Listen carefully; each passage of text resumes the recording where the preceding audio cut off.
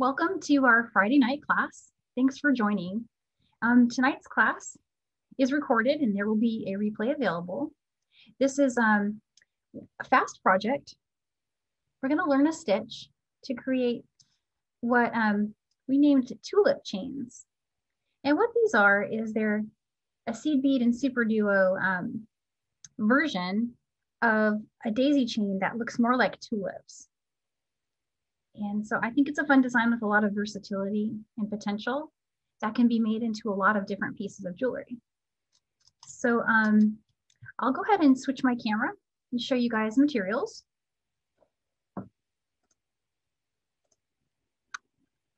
And just letting that come into focus really quick. And I've got one on the mat that I started earlier, and it's not finished. It's through the step where we come back and add the wire guardian and the 8s, but I was using it to test our colors earlier. So there's that one. Here's a finished one. These are all bracelet length designs so far. But we were talking about at the end of class last week, some of the other things that you can do with this design is stitch it onto something, make it into a choker. It can be an earring. You could put a ear wire and a charm. So many great things that you can do. So let me show you guys the materials. Yeah, so the seed beads that I'm using, lots of different colorways. So you can use any colors you'd like. Start with a tube of super duos in any color that you want your flower to be. I was thinking today we do some red tulips. And then you'll need some size 10 seed beads. I believe 11s would also work. And for the section where these are used, I can show you one sample, but the size 10s are the beads that are right here. You could also use 8s here. I think it would work. It would be better to move them down to like 3 size 8s, but I was asked that earlier. And yes, I do think it would work. It would look different, but you could use 8s here as well. But I'm using 10s. And then you'll also need some size 8 seed beads, and those go inside of the tulip. And they're what causes the super duos to flare into that fan position, the size 8s. So super duos, size 10s, and size 8s. That's what you need in the beads for creating this project. For the thread, I'm using the Wildfire. I'm using 0.006. And I am going to use size 12 beading needle today. And usually I say, go ahead and use a 10 if you got one.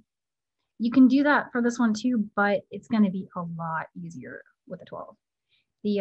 There's a couple sections where, you have to weave through these tightly linked super duos. And with the larger needle, it's just a little bit harder. Possible, but you might just have to work a little harder at it. So if you got a 12, go for that one for this class. You'll also need some wire guardians and then some pliers. You'll need you'll need some scissors, and these are precision scissors, and then any kind of findings that you like. So it could be lobster claws, a toggle, anything that you'd like to use will work fine. And so I think that is it for materials. That's all the stuff. And so I was going to talk a little bit about the length. This is one of those designs that starts off longer than it's going to be when it's finished. So you'll get through this step here. What I'm showing here is one that doesn't have the final step done on it yet. And so you'll see it still moves a little bit. We come back through and we add an 8 here on the back pass. And that's what makes it tight and makes it hold this shape. It also serves to shorten it. So the length that you have before that will be longer. So I provided kind of like a guesstimate in the handout that says how long it will be with 15. So that's 15 repeats of tulips. And you can adjust it from there to figure out how many tulips to create to get the length you want. All right. And so assuming you're making about 15 or so repeats, you'll want to cut about 70 inches of thread. If 70 inches feels like too long, go ahead and cut a shorter length, and it is possible to add thread. That's no problem. And we can talk about how to do that. But I'm probably going to cut a little bit less for class today, so I'm not running a lot of thread over out off of camera. So I cut a little less. And because we're using 12s, I'm going to show that trick again for how to thread a needle. So I just cut the wildfire thread, and I've got some pliers here. And what you want to do is just put some pressure on it. And it'll flatten. See how flat I got? And it'll be a lot easier to get that through a size 12 beading needle. So here's my needle. I'm just threading that now.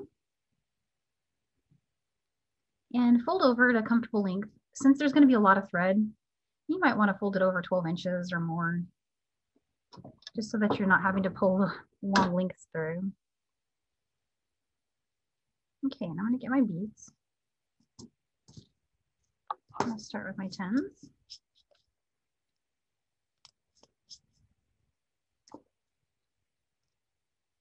And here's the red Tulip Super Duos.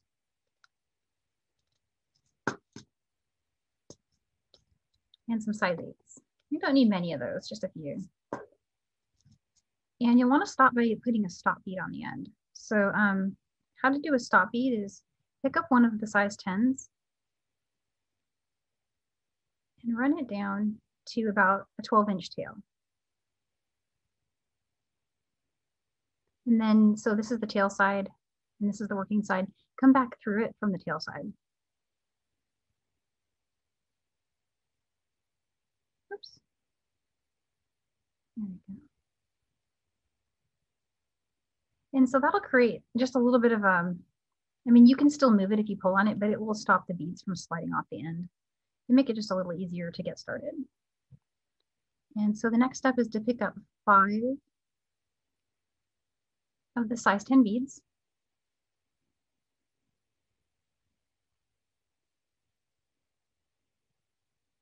And if you're using size 11s, I do still think 5 is fine. There's not a really big difference in size between them. I think they're easier to work with the 10s personally, just because you can see them better for this camera, but I think 11s are totally fine as well. So if anyone's using 11s, don't sweat that. Here's 3 Super Duo beads, and just go through whichever hole. Doesn't matter which one right now. Bring that down.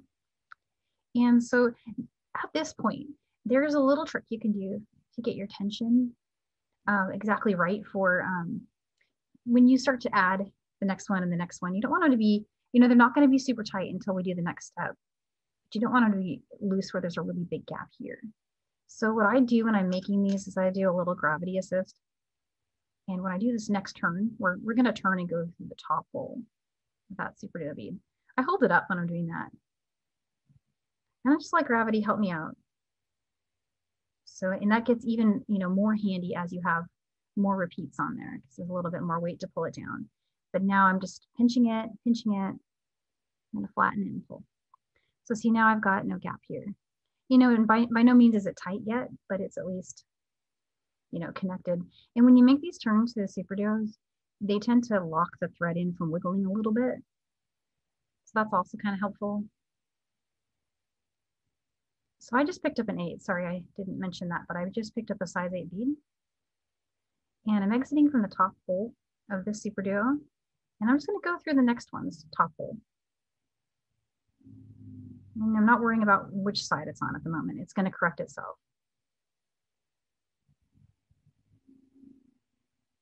There's that. Pick up one more size 8 bead. I'm going through the top hole of the next Super Duo bead. I'm just going to move those out of the way a little bit. They are getting in the way.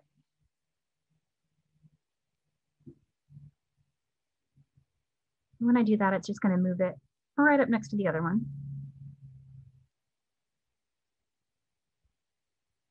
And so there's the first tulip. And we need to get over here. This is where having that size 12 beading needle is really helpful to me, because I have to go through each of these, and they're pretty snug together now. So what I end up doing is I just go to the first one I'm turning. So this is the top hole of the super duo, and I'm just turning to go through the bottom hole of that same bead.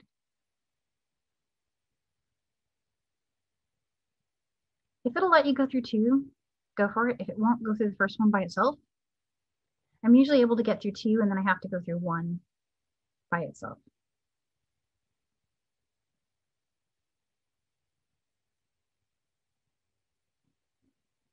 And there you go. There's one repeat done.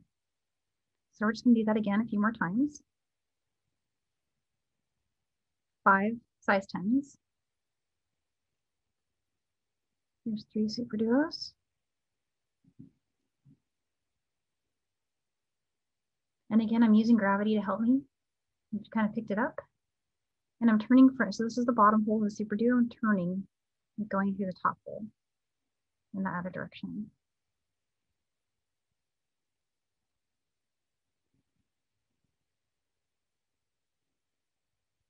And that's a little loose, so I'm going to make it tighter. There we go. And now I need an 8, going through the top hole of the next one.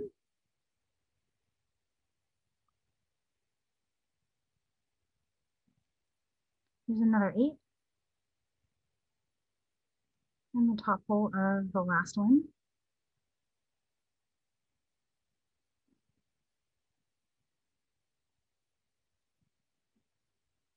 And same thing again, I want to go through all 3 of those super duos from the bottom. So here I'm exiting from the top hole. And I'm going to turn and go through the bottom 3 here.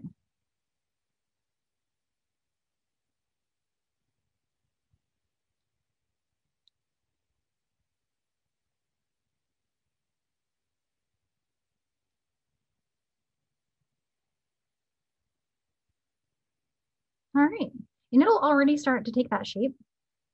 And if it's got the right tension on it, it'll do so really easily. If it's a little bit loose, that's still okay, because when we come back and add the 8 here in the next step, that will tighten it up even more. So I just added 5 size 10s and 3 super duos. And that same thing again, where I'm going to use gravity to help me out, picking it up and turning.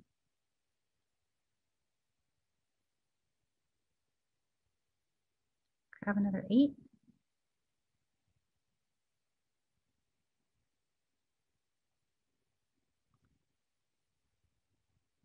It wants to bring all the super duos with me. There we go.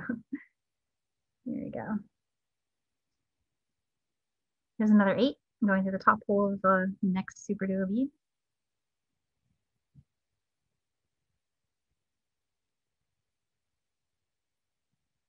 Oops. I got it looped around itself. Sorry, guys.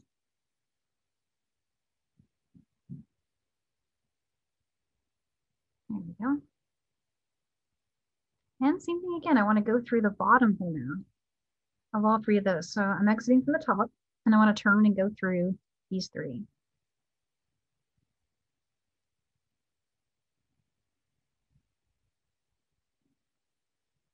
Okay, let's do one more like that for some symmetry, and then I'll show you the step of going back.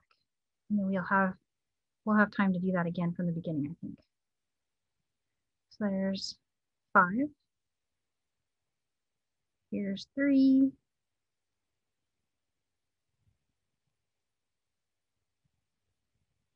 And then lifting it up. And turning and going through the top hole of that same bead. Pull tight, and then grab those 8s. Grabbing 1 8, going through the top hole of the next one.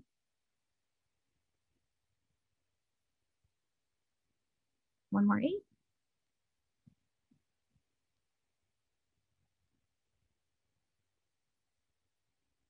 And now I'm going to go through the bottom hole of these 3.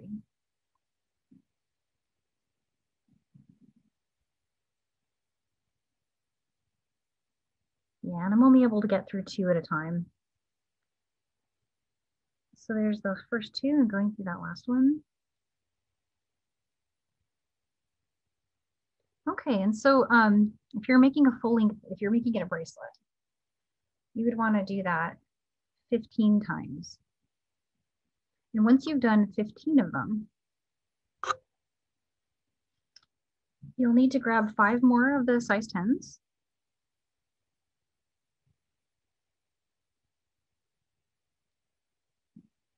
And then I'm going to grab a wire guardian. And again, the wire guardians, those are these little,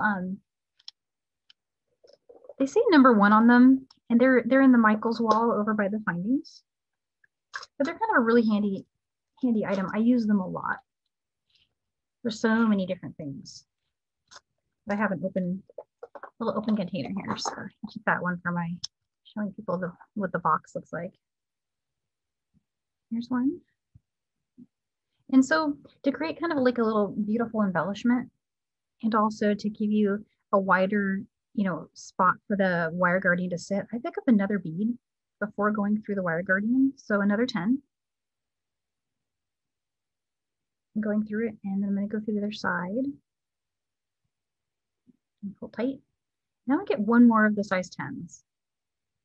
And here I'm going to skip the first one. So skipping this one here, and I'm going to go through these 5.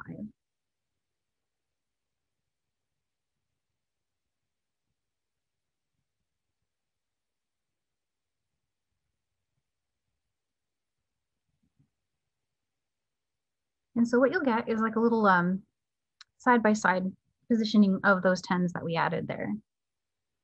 And it gives it somewhere to sit, which is kind of nice. And so I want to reinforce that connection before I go back through and add all the 8s, especially since, on a full length one, you'd have to go through it all the way. So we want to reinforce it now.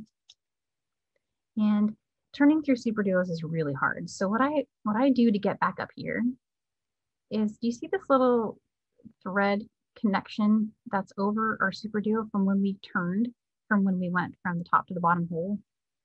You can go under that with your needle. And so what I do is,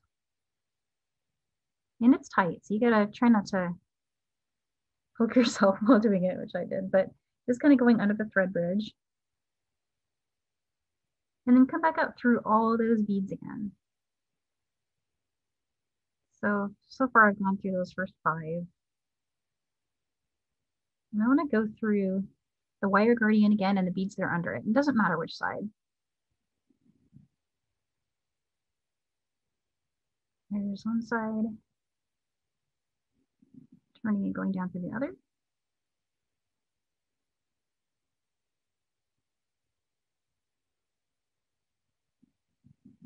Okay, and so you could repeat that step 1 more time if you wanted to.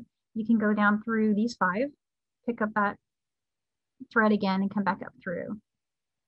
But honestly, I only did it twice on my designs, and they're pretty solid. This is pretty strong thread. And you might also notice that second pass is really tight. It is possible to get a 3rd one through it, but if you feel good about this, you can just do 2, and I think it's just fine. Okay, so from here, the good news, we do not have to go through these super duos again, which is really good news. You'll see when you're working this, it's really challenging to turn. But if you pick up an 8 and you just skip the tulip here and just go through these next 5, you get that accordion effect. And it really, it really holds its shape surprisingly well. And the more tug you give it, the tighter it'll be. And to show you what I mean, it really just depends on how tightly you're pulling it that day. So look at the difference here. Tension matters. They're mostly the same, but you can see, like, I got really overzealous over here. I put some real tension on it. So you can change the length of this and make it even shorter by pulling too tightly. It also makes a difference, the coating of your size 8. So this size 8 is like one of those matte finished, like metallics, and it's going to be a little bigger than this barley ivory that I've got here. So it's also going to create a tighter connection because this is a smaller bead. So it's something to think about, something to play with, and see what different coatings look like and shapes you can make. But yes, it does kind of matter how hard you pull here for how tight and how compressed the accordion is going to be.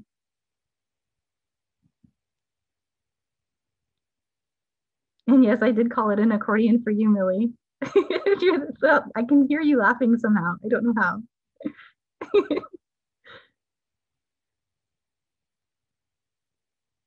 I actually really wish I could hear you guys. This would be fun.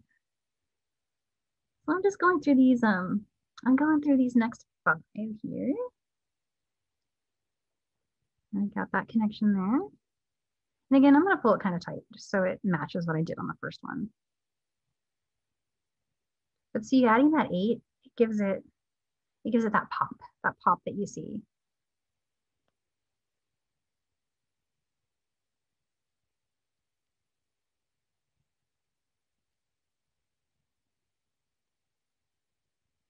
And it gets even like, I feel like it gets more noticeable the further down the chain you go. There's another 8. And all I'm doing is just going through these 5s. There we go.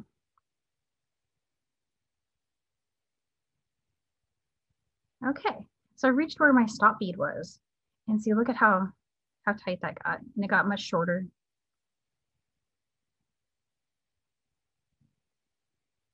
Pulled off the stop bead. And I'm going to do the same thing on this side now. I'm grabbing a 10, grabbing a wire guardian,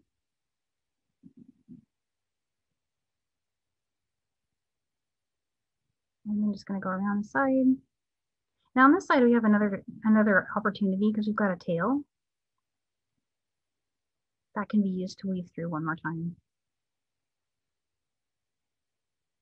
I picked up another 10, and then coming all the way down to those 5s, the 5 10s.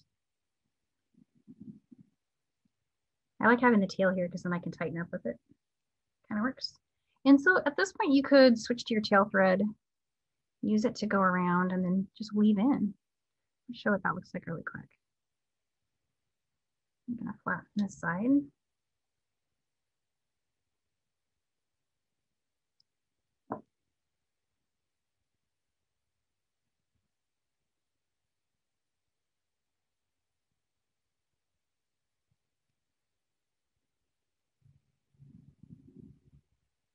Okay, going up. So the weaving in stage, it's a little boring, but I feel like it makes a difference in the quality of a piece. So I always kind of take my time with it. Oops. All right. And that's pretty much it. If I was going to weave in now, what I might do, since I have 2 threads here, yeah, you could knot it if you really wanted to. So it's just such a fast make that if you ever had to rebuild it, you just make it again. So if you feel like doing a knot here, you can. I don't feel like you need to because we've got these super duos to go through as something to weave in. You can also go through the 8, come over here, use this to turn, come back. And that's kind of what I did on my samples. I didn't want to go through my super duos again. So I went through the 8s. I went through the 10s.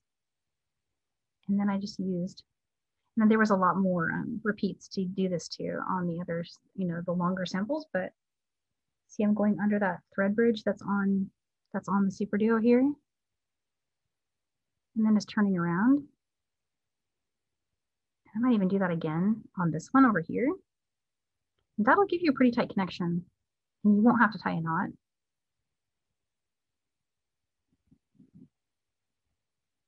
Here's the other one.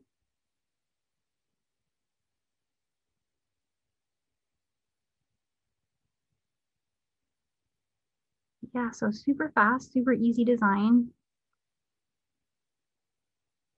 And there's that extra pass with those beads. All right.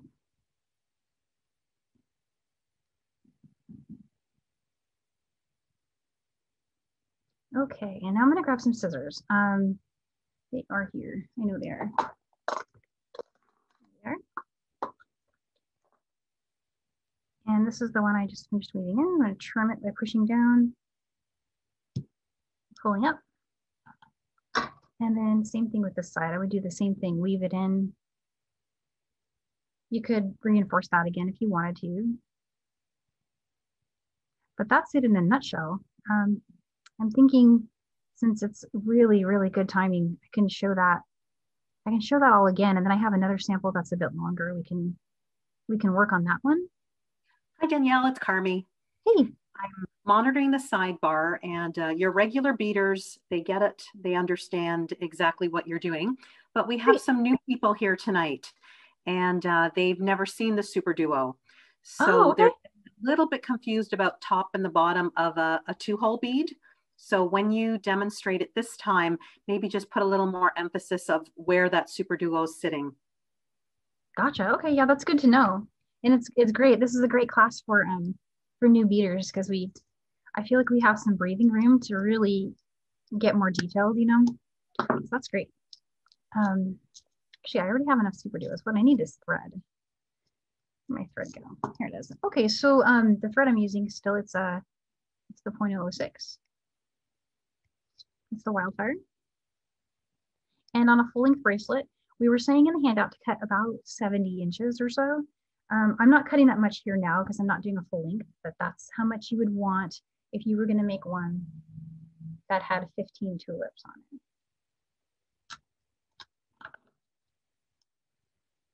And I'm just using these precision scissors to cut the thread. I've got some chain nose pliers here. These are really great for flattening. You get a little flat edge there. It makes it a lot easier to thread your needle. Danielle, would you Yep. use 0.008 thread? You know what? This is one time where I would probably not. Well, okay, so maybe if you switch these 10s to 8s. But if you're going to use 10s or 11s, the 0.06, because there's as many as 4 passes through these ones on the end, and there's 2 passes through all the center ones, maybe 3 if you use them to weave in. It's going to start getting so tight with a 0.8 that you'd have to use chain nose pliers to pull through all your connections. So I'm thinking 6 would be better. But the truth is I didn't try it. So if you want, that's my guess is that it would be problematic. Okay, so I'm gonna show the super duos just for a second for our new folks. They're kind of an oval shape and they have a really cool design. They're pinched on the side. So each side is kind of pinched with a little indentation. And it makes them sit in fan shapes if you string them. We have another class we did where we put these in a circle. And we have another class coming up next week where we're going to make an additional kind of like a sun ray with them. That's really fun. So I think they are the most versatile bead out there because you can just do so much with them. But they do have 2 holes. They're shaped like an oval.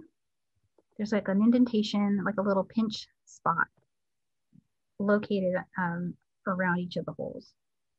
So you see, you can get them to do so many neat shapes.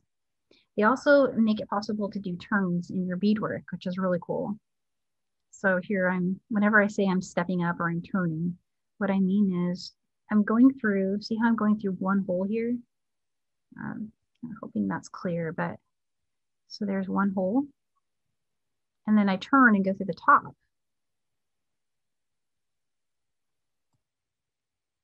And pull tight. And on this one, it's moving, but see how we have the opportunity here to go through and change direction.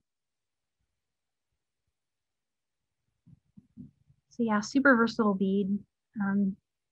One of my favorite beads. And so that's what we're doing when we start making these tulip chains.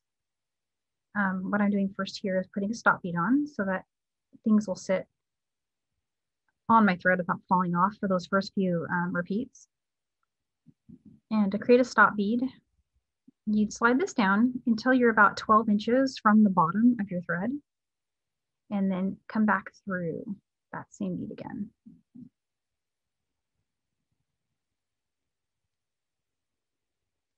Okay, and when you pull tight, it's locked in there. You can still move it, but not much. And so for this pattern, we just kind of have 5 5 size 10s. Bring those down. But I just want to encourage everyone to go ahead and experiment with that if you want to. Somehow I only ended up with 3. It must have fallen. You can change up the counts and see what it looks like. I liked the 5 when I was creating this one because the way that it sits, I wanted to accentuate that kind of like zigzag. And so I went with a few extras, but you could make them closer together and this stitch would still work just fine. You could also try using like 3/8 or, you know, 6 size 11s or, you know, anything really. The great thing about bead weaving is you can try so many different ideas and most of the time they're going to work. So there's 5. Here's 3 super duos. And again, the first time I'm picking them up, all I'm doing is just going through one hole and I'm not worrying about which side. They're the same on both sides and until I do my turn, it doesn't really matter. So I just went through the first hole, whichever one I could pick up easiest, and that's all I've done so far there.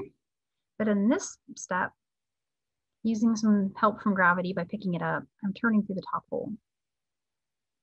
So there's the top hole of the bead. And pull down.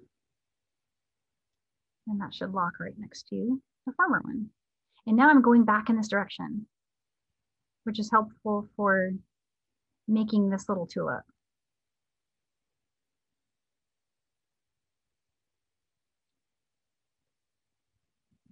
So I went through the top hole of the next one.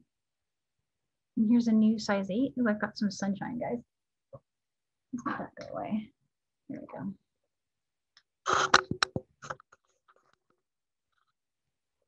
Okay, and then another 8. I'm going through the top hole of the next one.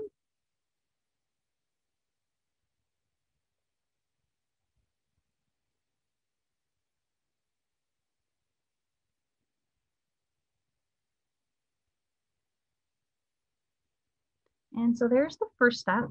Then I need to go back through. So I want to be exiting over here, right? And currently I'm exiting over here. So to get there, I'm doing the same thing that we did here, turning and going back through that bottom hole. And I continued through the next one, just, you know, because I could. It'd be a little tough to go through the third. So I haven't done that yet, but I am going to go through the bottom hole of that next one after I pull this one through.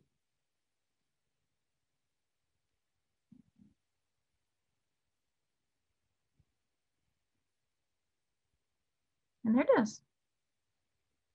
So that's the first step. And then you would just repeat that a few more times. Or for a full length bracelet, you'd make 15 of those.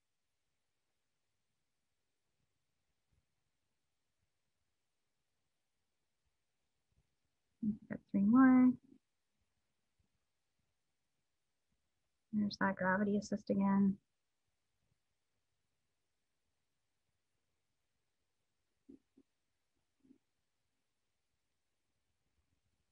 And another thing I notice about when I'm working this is it tends to go in the right direction, even just at this first step. See, it's automatically putting them opposing each other.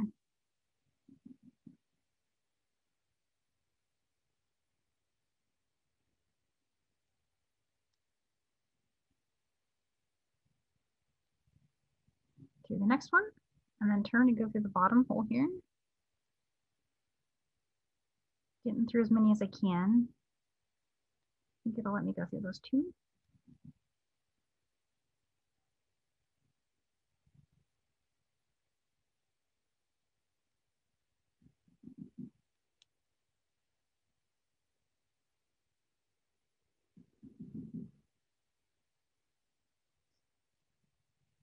And there's that one.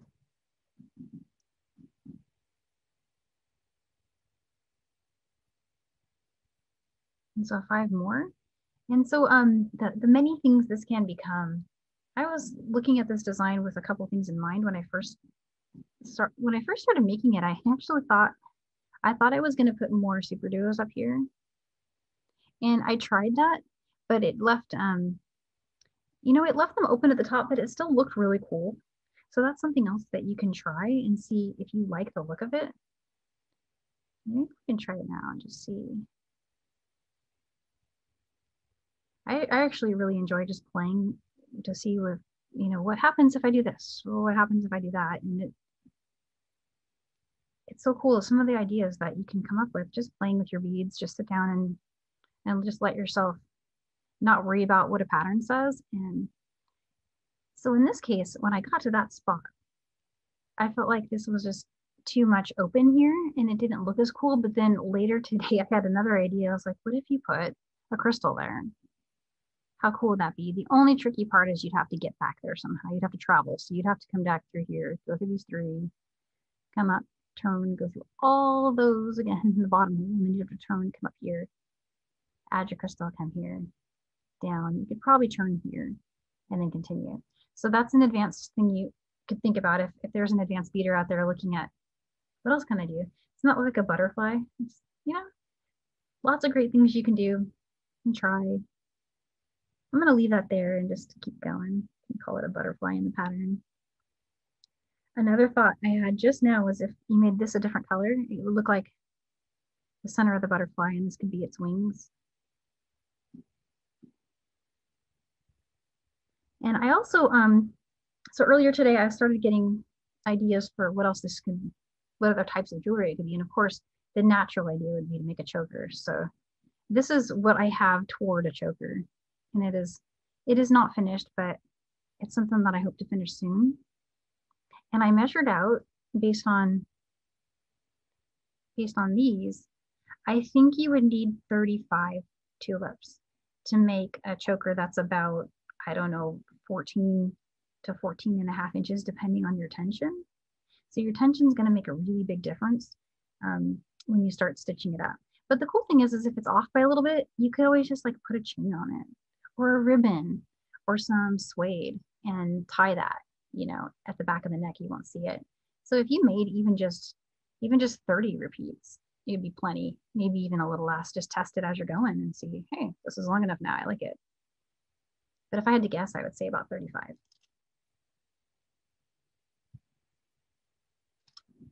Okay, so I'm going to just I'll do another repeat on this one. And we can see, putting the wire guardian on one side again, since we're doing so great for time. There's my butterfly, I'm leaving him there. And we'll make another tulip with this one. Sorry about that glare. I'm not sure why I'm getting so much light. And there's,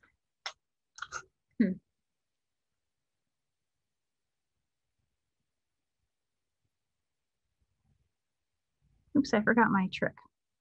So if you work this flat on the mat at this stage, yeah, it's getting really bright. You know what I'm gonna do? Okay, everyone close your eyes because it's gonna be really bright for a second. I'm gonna flip this the other way. Ah. It's still there. It's the holes in my blind. For real. Okay, let's move that over. There we go, almost. I'm not used to this whole sunshine thing. There we go. Perfect, okay, that's way better. Okay, and so just picking this up again. I worked it flat on the mat earlier to see what would happen, and it was really loose. So I think this one little trick here will save all of the, all the tension headaches that come up. Picking up an 8 and going to the top hole of the next bead. There you go. And pick up an 8. Going to the next one. There's a flower there. And then I'm turning and going through the bottom hole of that super duo.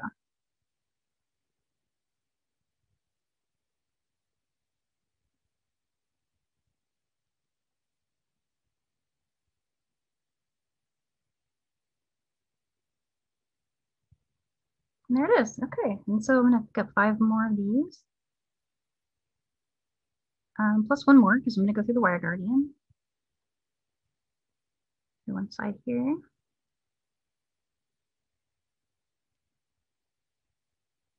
And the other side.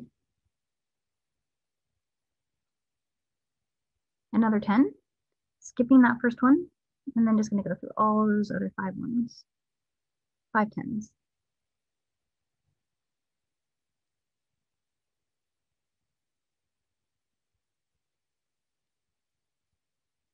And if you're working without a wire guardian, you could just do a loop of beads here, but instead of the wire guardian, just do 4 more 10s. You could also just go straight through a jump ring and come back down through this bar. Whatever is easiest, it'll all work. And so I want to be able to get back up here. So I'm using that thread bridge that's on the side of my super duo, the one that we created when we traveled from the top hole to the bottom hole. I'm just using that as a way to turn, went under it.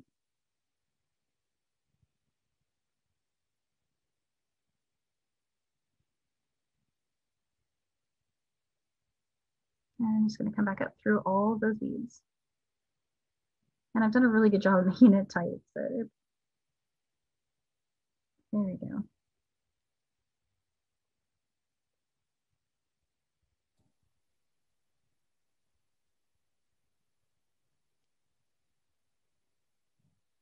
Oops, I only got through the bead, not the wire guardian there. Here we go.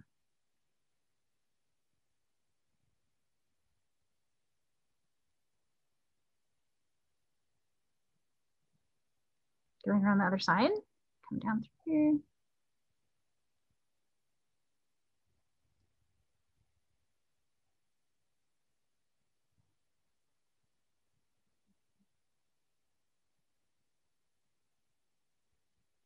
And see, it's already getting really tight just on this pass, but something I forgot to mention earlier is if you ever notice that your needle is just like, no way, I'm not going through those beads, it's probably because you've pierced your thread. And the best thing to do is go ahead and just bring the needle back out and try to wiggle it a little bit. I push up on my needle as I'm going through the beads to avoid going through the thread. So I'm just kind of pushing along the top. For loomers out there, it's that same thing you're doing with, when you're looming to avoid going through your warp threads with your weft. It's that same trick, pushing up when you're going through. But that said, this going through these is pretty tight on that last pass, and it really gets pretty solid there. All right, so we did that, and now we're going to add our 8s. And this is where the magic happens with making that shape hold. I picked up one size 8, and I'm exiting from the bottom of these 5, the bottom size 10 in that little row of 5. And I want to go through these next 5. I'm just skipping all those super duos. I'm just going to go through here.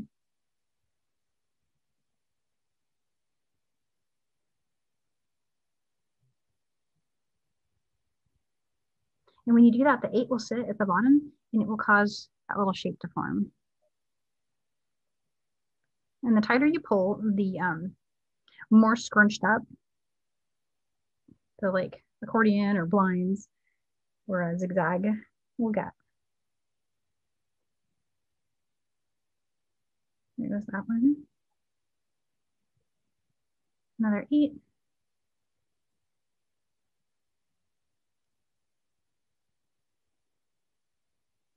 Let's see if it'll let me go through all of them.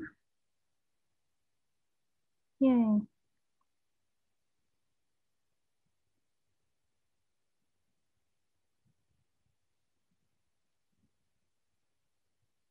the last one. And I'm being careful here not to go through my stop bead. I avoided going through that, so I'm going to pull it off. But here's another chance to tighten. You can use your working tail threads, pull them apart. Stop bead. Oops. Okay, and then wire guardian on this side. Same thing we did before. We're just going to pick up a 10 and just go through one side. Bring that down, go through the other side.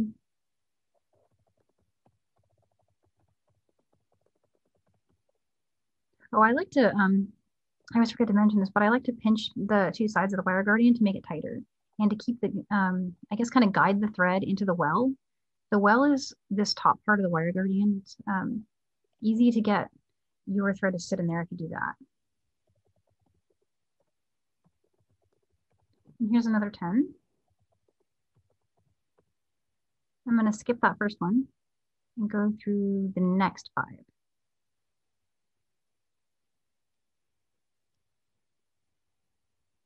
And there you go. There's one repeat done. And so since I already have some tail here, what I usually do on mine is I just switch my needle over here go around it, bring it back down, and then I weave in the same way we did before. I avoid going through the super duos because it's very challenging to get through them after they're tight like that. So I would just go through my 8, go through the next 5, and on a longer piece, I might go through a few spaces because I need to weave the tail in too. So I would leave this open for my tail, meaning I'm not going to turn yet. I would keep going to like over here and use that for my, weaving in turn. Keep going. And that's exactly what I did on the samples. With my first, with my working thread here, my first weaving in, I traveled about 3 down, turn, and then use using the thread bridge to go back through. So here's once, went underneath it. This also makes those connections on the end tight. That's cool because when you're clasping, when people are putting this on and off, the most pressure is going to be put on those sides. A little extra tension doesn't hurt.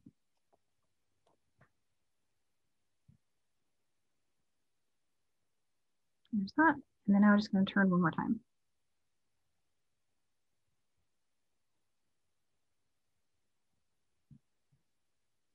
Oh, I did a good job on that one. I can't even get under it. There we go.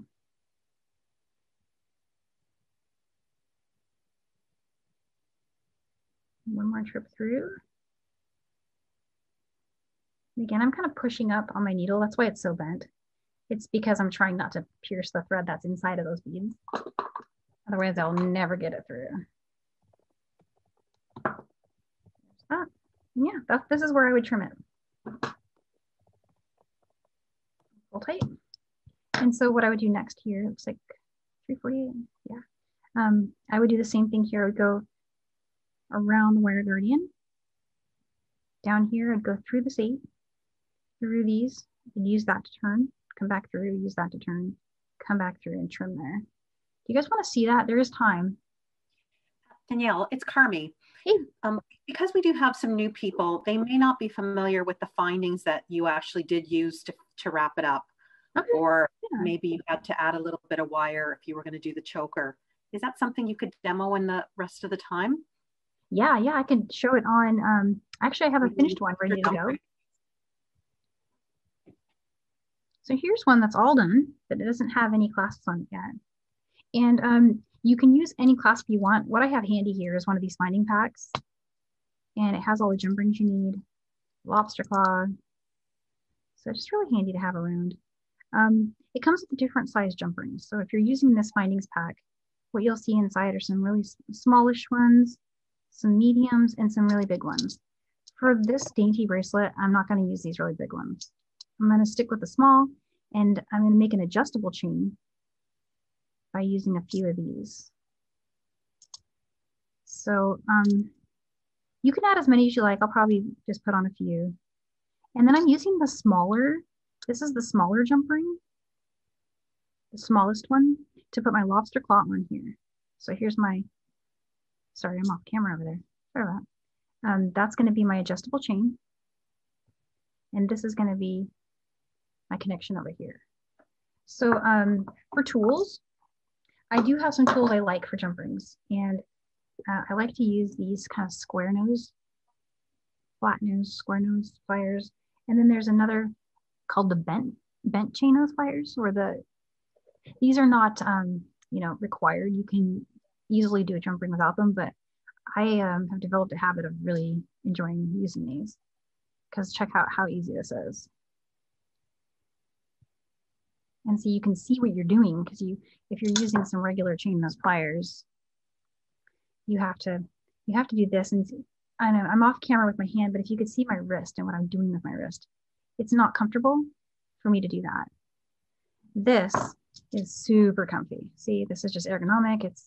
So that's why you'll see me go through the trouble of pulling those out when I do these kind of connections. Just easily kind of close that.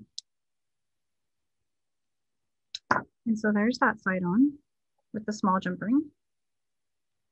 And I come over here and just really quickly throw a bunch of chain on. whenever I'm making chain, I don't connect it first.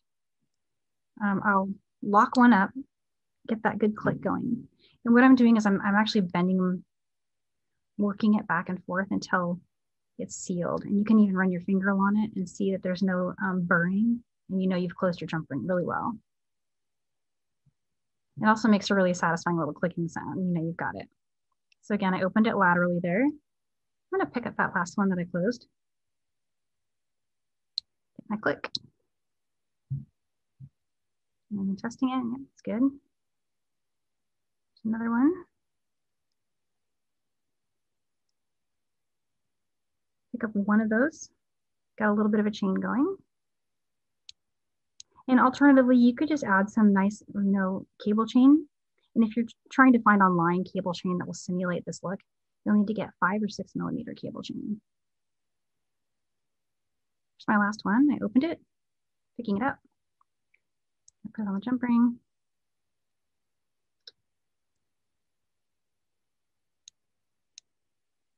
There we go. Something also really fun to do, especially on a cute design like this, is to put a little bead on your last jump ring. And if you want to do that, you can use size 8 seed beads. Size 6 seed beads will also be great. I think you could even put a super duo on there. Let's see. It might work. The super duo is a little tight, but I think an 8 will. So see, I put a little 8 on there. And, other than looking kind of cute, another reason to do something like that is to put a little weight on the end.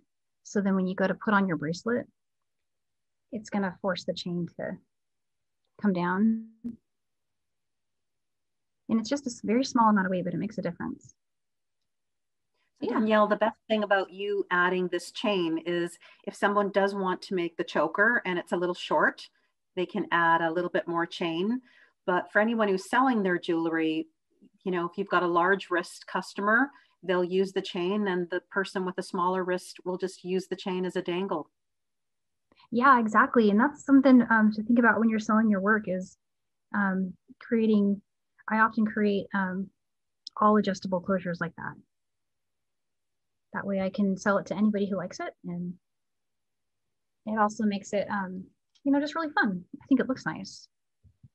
Before I switch my camera, we've got a few minutes. I was thinking, should I bring next week's class up to the mat?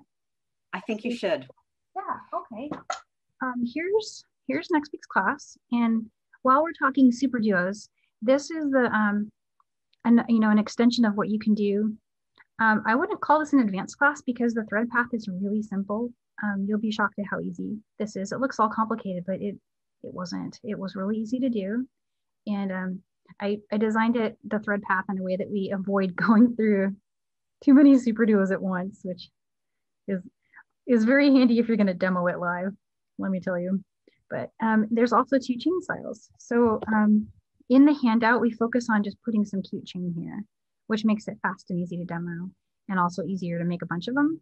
But if you wanted to just go all out, you could put a cute chain. And in the handout, it does talk about how to do that.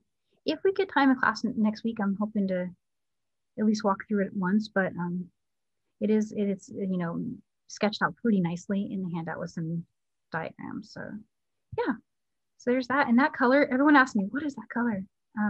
So that is this color. It is called Purple Suede Metallic. I think it's my favorite super duo color. I'm torn because I really love the other one, which is the pink suede, but yeah, so that's what this is. And that's next week on Friday. I'll switch my camera. Figure out where I put that. There we go. Hi guys. Yeah, and so the necklace, you can see another little view of it here for next week. And today's bracelet is here. And so I hope you guys enjoyed class tonight, and I had fun. I love having Friday nights with you guys. And I just want to say thank you, and I'll see you next week. All right. Bye.